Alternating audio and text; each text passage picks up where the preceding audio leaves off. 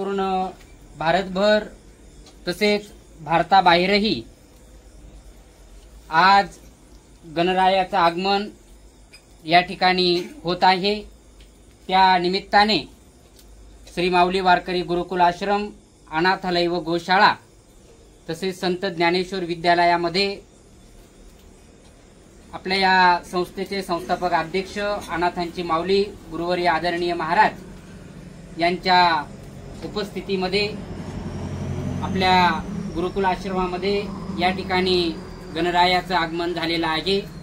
मोठ्या उत्साहामध्ये आणि आनंदी वातावरणात आपण या ठिकाणी गणरायाच्या मूर्तीची स्थापना केलेली आहे।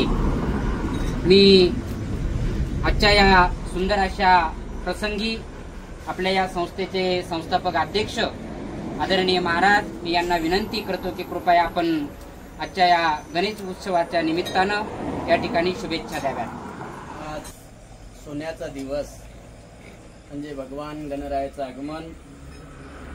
लोकमान्य टिळकांनी स्वतंत्र लढ्याच्या चळवळीसाठी सर्व समाजांना एकत्रित करण्यासाठी उत्कृष्ट बुद्धिदाता गणपती बाप्पांचा उत्सव साजरी करायला सुरुवात केली। तेव्हापासून आजपर्यंत मोठ्या थाटामाटामध्ये भारतामध्ये गणपती बाप्पांची आराधना केली जाते।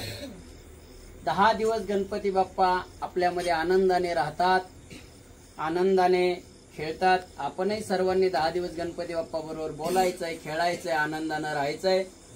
आणि विशेषत्वाने सर्व भारतभर या गणपती बाप्पांचा उत्सव मग मुंबई असेल, दिल्ली असेल, सर्वच ठिकाणी आनंदाने साजरा केला जातो।